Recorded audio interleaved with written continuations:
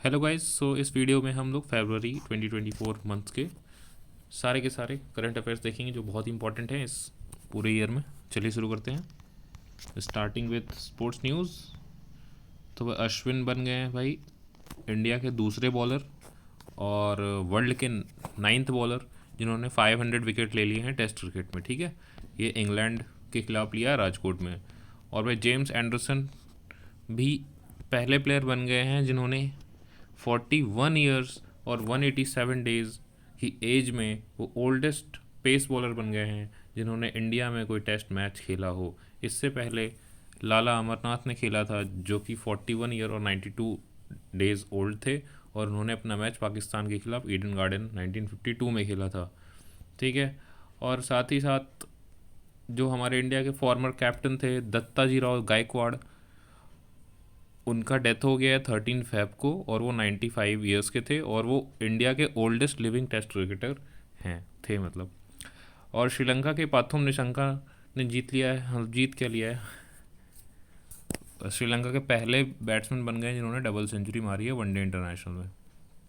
Australia ने जीत लिया under 19 का men's ODI world cup, India को हराया 79 रन से। कहाँ पे मैच हुआ था? तो बेनोनी साउथ अफ्रीका में हुआ था। नामीबिया के जैन निकोल लॉफ्टी एतौन ने अभी फास्टेस्ट सेंचुरी बना ली है T20 इंटरनेशनल क्रिकेट में। सिर्फ 33 बॉलों में उन्होंने नेपाल के खिलाफ ये कारनामा किया है। जचिंता कल्याण, उन्होंने हिस्ट्री क्रिएट कर दी है, पहले फीमेल पिच क्यूरेटर बन गई है इंडिया की। जो अभिनव बिंद्रा हैं वो 2024 पेरिस ओलंपिक्स में टॉर्च बेरर होंगे इस बार। विष्णु श्रवण, वो पहले इंडियन सेलर हुए हैं जिन्होंने अपना कोटा बुक कर लिया है। कहाँ पे? 2024 पेरिस ओलंपिक्स में। विष्णु श्रवण जो कि एक इंडियन सेलर हैं। Okay, international federation for equestrian sports ने अनाउंस कर दिया है, किसको अनाउंस किया है? एशियन गेम की मेडलिस्ट जो हैं अनुष अग्रवाल, वो पहले पहले जो ड्रेसेस डिसिप्लिन है, ये जो डिसिप्लिन है ड्रेसेस वाला, इसमें पहले पहले ऐसा है जो जिनको कोटा मिल गया है, मतलब उनको सीट मिल गई है कि वो compete करेंगे किसी के साथ, और तो बाद में ऐड होंगे, पहले यही बने हैं अनुष अग्रवाल। और बिम्स्टेक एक्वेटिक चैम्पियनशिप जो कि पहली बार की हो रहा है और वो भी न्यू दिल्ली में हो रहा है, इसको अभी इनाग्रेट किया है अनुराग सिंह ठाकुर जी ने। ठीक है, चलिए आगे बढ़ते हैं। खेलो इंडिया यूनिवर्सिटी गेम्स को अभी एड्रेस किया है पीएम मोदी ने, और ये नॉर्थ ईस्ट के स्टेट्स 7 स्टेट्स में होने जा रहा है।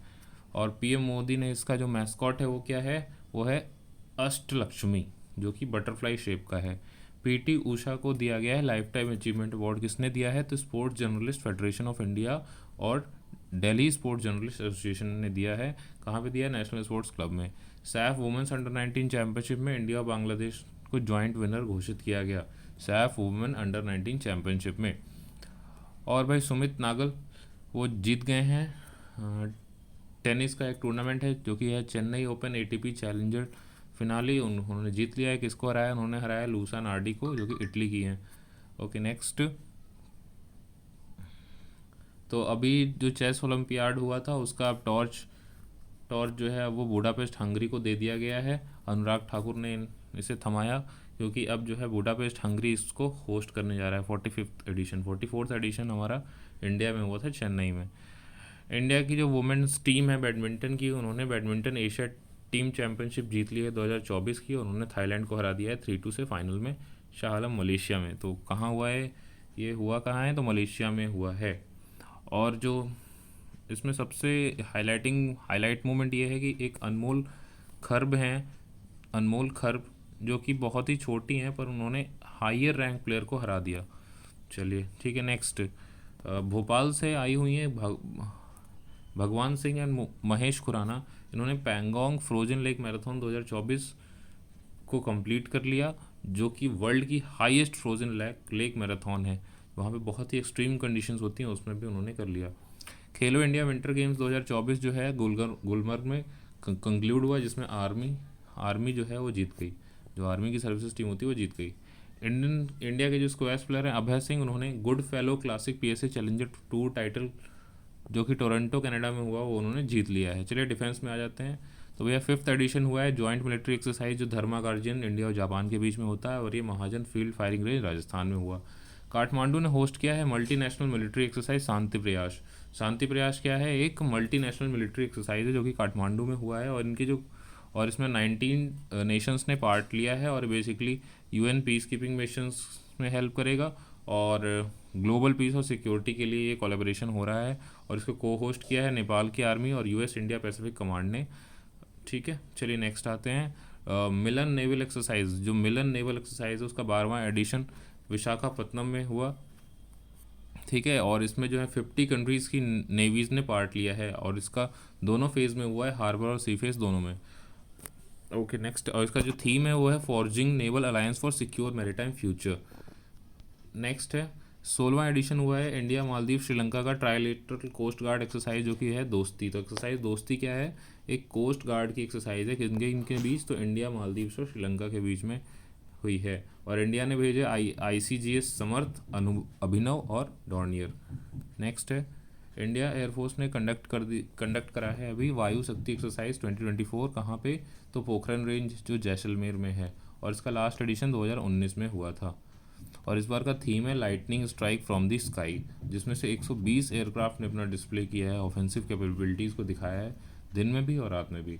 और इंडियन एयरफोर्स ने सक्सेसफुली कंडक्ट कर दिया है एक नाइट टाइम टेस्ट किसका? इंडिजिनियस मिसाइल आकाश का, और इसी वायु शक्ति में किया गया ये summer air defence missile system जो है, जो कि इंडियन एयरफोर्स ने डेवलप किया है, और उसको लॉन्च कर दिया गया वायु शक्ति एक्सरसाइज इन जैसलमेर। तो जैसलमेर में Samar air defence missile system का टेस्ट भी हो गया। ये सरफेस टू एयर मिसाइल है, surface to air missile, Samar air defence. अब एयर डिफेंस है तो एयर से जो भी आएगा तो उसी से करेगा ना, सरफेस पे होगा और एयर पे मारेगा। इंडियन कोस्ट गार्ड एक्सरसाइज ने सेलिब्रेट किया अपना 48th रेजिंग डे Feb 1 2024 को न्यू दिल्ली में उन्होंने किया, और इसका जो स्टार्टिंग हुआ है 1977 में हुआ है। ठीक है, इसका मोटो है वयम रक्षम we protect. Indian coast guard ship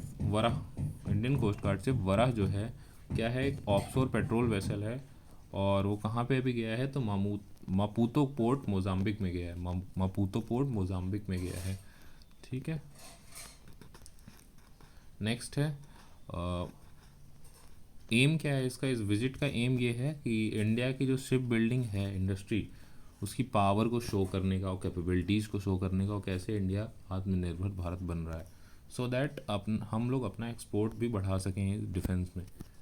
okay, team of 71 personnel, IF की 71 पर्सोनल की जो टीम है, सारंग हेलीकॉप्टर डिस्प्ले टीम, उन्होंने लैंड किया है पाया लेबार एयरबेस सिंगापुर में।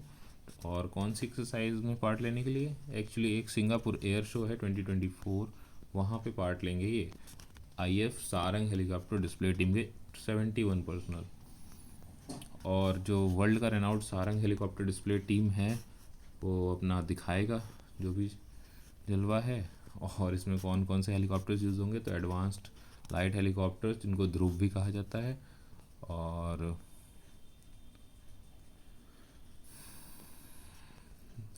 INS सिंधायक यार्ड 3025 जो कि पहला लार्ज सर्वे वेसल है, वो कमीशन कर दिया गया इंडियन नेवी के अंदर रक्षा मंत्री राजनाथ सिंह की प्रेजेंस में। और ये कहाँ पे हुआ है? तो विशाखापत्तनम में हुआ है INS Sandhayak. Okay, chief of naval staff admiral Hari Kumar ने इनॉग्रेट किया है precision approach radar park at INS Utkrosh पे प्रेसिजन अप्रोच रडार को इनॉग्रेट किया है। और ये हुआ कहाँ है? तो ये है अंडमान और निकोबार आइलैंड्स में हुआ है। ओके, और इससे होगा क्या? इससे ये होगा कि हम लोग which will enable highly accurate horizontal and vertical guidance to land an aircraft safely in low visibility condition। अगर लो विजिबिलिटी कंडीशंस में भी जो है एयरक्राफ्ट ईजिली और एक्यूरेटली एकदम लैंड कर पाएगा INS उत्क्रोश के ऊपर। ही ऑल्सो इनाग्रेटेड, और उन्होंने क्या और इनाग्रेट किया है? तो integrated under water harbour defence and surveillance system Port Blair में, naval jetty for Port Blair. India और ओमान ने साइन किया एक MOU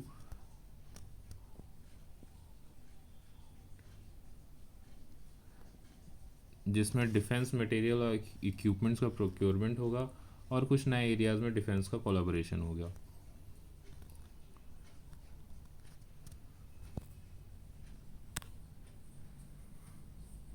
सो इंडियन नेवी ने 2024 को डिक्लेयर कर दिया है क्या, as a year of naval civilian. जैसे आर्मी ने एब्जॉर्व किया टेक एब्जॉर्प्शन, वैसे ही नेवी ने किया है ईयर ऑफ नेवल सिविलियंस।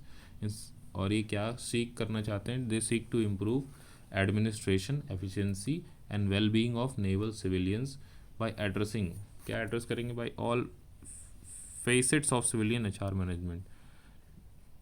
और जो मेजर फोकस एरिया है वो है मैक्सिमम एडमिनिस्ट्रेटिव एफिशिएंसी की तरफ होगा, डिजिटल इनिशिएटिव्स, जेनरिक और स्पेसिफिक ट्रेनिंग प्रोग्राम्स और वेलफेयर एक्टिविटीज़ की तरफ होगा।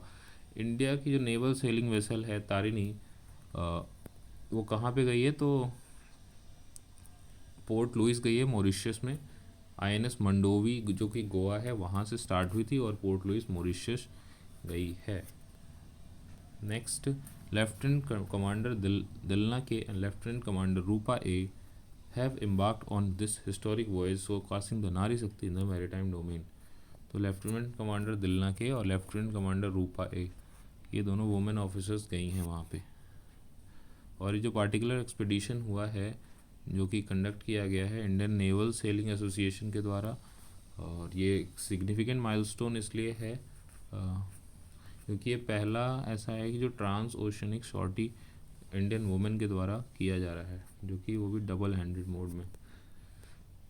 प्रीति Rajak Asian games silver medallist जो हैं जिन्होंने ट्रैप शूटिंग, उन्होंने एक हिस्टोरिक माइलस्टोन अचीव किया है और पहली फीमेल सूबेदार बन गई इंडियन आर्मी में। इंडियन आर्मी में पहली फीमेल सूबेदार बनी है प्रीति रजक, जो कि एशियन गेम्स में सिल्वर मेडलिस्ट हैं ट्रैप शूटिंग गेम में। चलिए ठीक है, नेक्स्ट थोड़ा सा रीड कर लेते हैं फिर बताएंगे।